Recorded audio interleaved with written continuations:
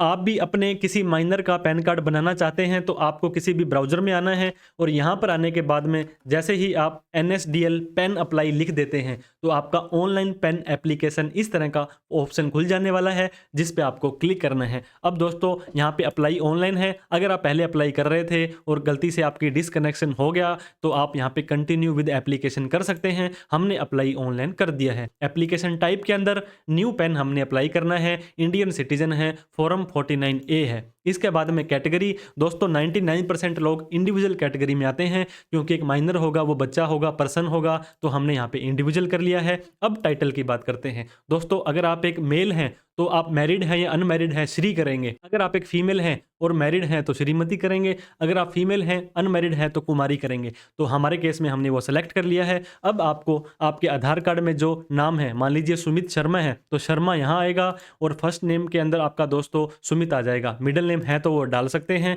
इसके बाद में आपको अपनी डेट ऑफ बर्थ डाल देनी है क्योंकि माइनर की डेट ऑफ बर्थ है तो भी आपको डालनी पड़ेगी। ईमेल आईडी आप माइनर का भी डाल सकते हैं, उसके पेरेंट्स का भी डाल सकते हैं। फिर आपको मोबाइल नंबर डालना है। उसके बाद में इस चेक बॉक्स पे आपको क्लिक कर देना है। सारा डेटा डालने के बाद I am not a robot पे आपको क्लिक कर देना है। इसके बाद में सिंपली दोस्तों आपको सबमिट बटन पर क्लिक कर देना है। जैसे ही सबमिट बटन पर क्लिक करेंगे आपको एक टोकन नंबर जनरेट कर दिया जाएगा। इस टोकन नंबर को आप स्क्रीनशॉट ले लें, फोटो खींच लें। वैसे आपके मोबाइल और मेल पर भी आ जाने वाला है। इसको आप यहाँ पे कॉपी कर लें और आपके रजिस्टर ईमेल आईडी पर भी भेजा गया है। अब ये 30 दिनों तक वैलिड रहता है। अगर आप पेमेंट भी कर देते हैं दोस्तों और आपका कुछ काम नहीं हो पाता है तो आपके जो भी पेमेंट कटती है वो वापस आ जाती है। अब continue with PAN application form पर हमने क्लिक कर दिया है। जैसे ही हम यहाँ पे क्लिक करेंगे अब दोस्तों आप ये देख सकते हैं यहाँ पे आप डिजिटली इसको साइन नहीं कर सकते हैं। फोटो वगैरह अपलोड आप यहाँ पे नहीं कर सकते हैं। आपको ये एप्लीकेशन फॉरवर्ड करनी पड़ेगी फिजिकली डॉक्यूमेंट के साथ में क्योंकि ये माइनर का पैन कार्ड है। अब जैसे ही आप नीचे आएंगे तो दोस्तों आपको यहाँ पे नीचे इंपॉर्टेंट इंस्ट्रक्शंस भी दिए जा रहे हैं। सारे इंस्ट्रक्शन आप अपने हिसाब से पढ़ सकते हैं। अब ये पूछता है कि आपको फिजिकली कार्ड चाहिए या नहीं चाहिए, तो बिल्कुल चाहिए हमें। अगर आपको फिजिकल कार्ड चाहिए तो आप यहाँ पे देख सकते हैं 107 रुपये की फीस आपको देनी पड़ेगी। अगर आपको फिजिकल कार्ड नहीं चाहिए तो 66 या 72 रुपीज़ की फीस देनी पड़ेगी। तो हमें फिजिकल कार्ड घर पे हमें ये चाहिए। अब नीचे आ जाइए दोस्तों। अब आपको एंटर आधार लास्ट 4 डिजिट, आपको अपने आधार कार्ड के लास्ट के 4 डिजिट यहाँ पे डाल देने हैं। इसके बाद में नेम एज पर आधार कार्ड में जो नाम था वो आपको यहाँ पे डाल देना है। अब आपका यहाँ पे टाइटल, आपका फर्स्ट नेम, लास्ट नेम, इसके बाद में आपका जो नाम प्रिंट करवाना चाहते हैं वो, डेट ऑफ बर्थ। अब आपको यहाँ पे अपना जेंडर सेलेक्ट करना है। जेंडर सेलेक्ट करने के बाद में दोस्तों आपको यहाँ पे पूछा जाता है कि आपको किसी और नाम से जाना जाता है या नहीं, तो आप नो कर दें। अब दोस्तों आपको अपने फादर की डिटेल यहाँ पे डालनी पड़ेगी जिसमें कि फादर का सरनेम या लास्ट नेम, फर्स्ट नेम और मिडिल नेम आ जाएगा। मदर का नेम डालना चाहते हैं तो आप डाल सकते हैं और कार्ड के ऊपर आप फादर का नेम प्रिंट करना चाहते हैं या मदर का, वो भी आप यहाँ पे सेलेक्ट कर सकते हैं। सारा का सारा डेटा डालने के बाद आपको नेक्स्ट बटन पर क्लिक कर देना है। अब आपसे ये पूछेगा कि आपकी कोई इनकम हो रही है तो कौन से हेड से हो रही है, नहीं हो रही तो सिंपली आप नो इनकम कर सकते हैं। अब आपको दोस्तों जो आपका कम्युनिकेशन का एड्रेस है वो रेजिडेंस का है, जो आपके आधार कार्ड में है वहीं पर ही आपका जो पैन कार्ड है वो आ जाने वाला है और ये आपको यहाँ पे मैन्युअली डाल देना है। अब दोस्तों आपको इस तरह का एक अगर मैसेज आता है कि kindly save your detail to avoid data lose, आपका डेटा लूज ना हो जाए, ऊपर आने के बाद यहाँ पे सेव ड्राफ्ट का ऑप्शन दिया जा रहा है। इसको आप क्लिक करेंगे तो ये बोलता है your details are successfully saved, मतलब जितना डेटा अभी तक आप भर चुके हैं वो डेटा आपका सेव हो चुका है। अब आपको अपना एड्रेस आपने रेजिडेंशियल का डाल दिया है और ऑफिस एड्रेस डालने की आपको जरूरत नहीं है। नीचे आने के बाद दोस्तों आपको यहाँ पे कंट्री कोड लेना है। कंट्री कोड इंडिया का 91 आपको सेलेक्ट करना है। आपको अपना मोबाइल नंबर और ईमेल आईडी आ चुका है। अब दोस्तों यहाँ पे पूछा जाता है कि अपॉइंटिंग रिप्रेजेंटेटिव असेसी। अब दोस्तों ये रिप्रेजेंटेटिव असेसी कोई भी व्यक्ति जो 18 साल से कम होगा, माइनर का पैन कार्ड होगा, तो उसके लिए आपको यहाँ पे यस कर देना है। जैसे आप यस करेंगे तो अब आपको यहाँ पे उसका टाइटल सेलेक्ट करना है कि उसके फादर हैं तो श्री करेंगे, नहीं तो श्रीमती करेंगे। अब आपको यहाँ पे उस फादर का last name, first name, middle name डाल देना है और उस फादर का आपको यहाँ पे एड्रेस भी डाल देना है। फादर का एड्रेस डालने के बाद में अब हमें नेक्स्ट बटन पर पर क्लिक कर देना है। Your detail are successfully saved, एक बार फिर से आप सेव ड्राफ्ट कर दें। जितना भी काम करते हैं करते जाएं तो ज़्यादा बढ़िया होने वाला है। अब एरिया कोड दोस्तों आपका आ जाएगा। एरिया कोड आपका देखिए आप ऑटोमेटिक यहाँ पे सेलेक्ट होके आ रहा है। इसका मतलब है कि आपके पिन कोड के हिसाब से आपका आ रहा है। अगर आप नहीं सेलेक्ट कर पा रहे हो तो आपको क्या करना है दोस्तों, इंडियन सिटीजन करेंगे। उसके बाद में आपको अपना स्टेट सेलेक्ट कर लेना है जो भी है। इसके बाद में कौन सी सिटी आपके आसपास की जो सिटी है उसको आप जैसे ही सेलेक्ट करते हो तो ऑटोमेटिक ही दोस्तों वही आपका एरिया का नाम और कोड आने वाला है। तो यहाँ से अगर आपको यहाँ भी नहीं मिलता तो आप इनकम टैक्स एओ कोड और आपके शहर का नाम डालेंगे तो आपका वहाँ पे आ जाने वाला है। जैसे ही हम फैच करते हैं तो यह सेम का सेम हमारा ऑलरेडी ऑटोमेटिक ही यहाँ पे आ रहा था। तो जिसको हम सेलेक्ट कर लेंगे। सेलेक्ट करने के बाद में दोस्तों हम नीचे आ जाएंगे, नेक्स्ट बटन के ऊपर क्लिक कर देना है। अब हमसे पूछा जाता है POI POA DOB। ये दोस्तों प्रूफ ऑफ आइडेंटिटी के अंदर आप क्या कर सकते हैं, आप अपना आधार कार्ड यूज कर सकते हैं।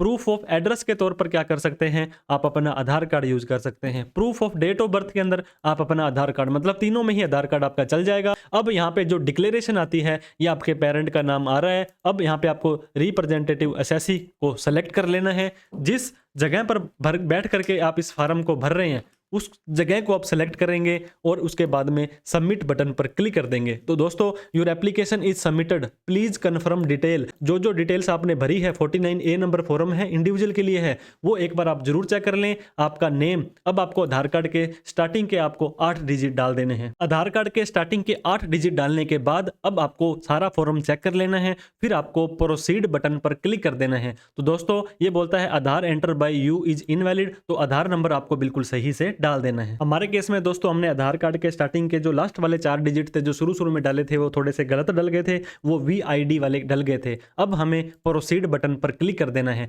जैसे ही हम प्रोसीड बटन पर क्लिक करेंगे अब आपसे ये पूछते हैं कि आपको पेमेंट करनी है, तो आपको ऑनलाइन जमाना है तो ऑनलाइन ही पेमेंट करनी पड़ेगी। हमने ऑनलाइन के ऊपर यहाँ पे क्लिक कर दिया है। अब दोस्तों हम क्या करेंगे, नीचे आ जाएंगे। जैसे आप नीचे आएंगे तो आपको 107 रुपए की पेमेंट यहाँ पे करनी पड़ेगी। अब नीचे आ जाएंगे, आई एग्री कर देंगे और प्रोसीड टू पेमेंट के ऊपर आपको क्लिक कर देना है। जैसे यहाँ पे क्लिक करेंगे फिर से आपको बोलता है 107 रुपए और ये ट्रांजैक्शन आईडी आपकी आने वाली है। अब आपको पे कन्फर्म पर क्लिक कर देना है। अब आपको पेमेंट गेटवे पर लेकर के आएगा। जो भी दोस्तों यहाँ पे आपको बारकोड वगैरह दिखाई दे रहा है उस बारकोड पे फोन पे गूगल पे वगैरह से आप स्कैन करेंगे तो ऑटोमेटिक ही आपकी पेमेंट है वो फोन पे गूगल पे से कट जाने वाली है।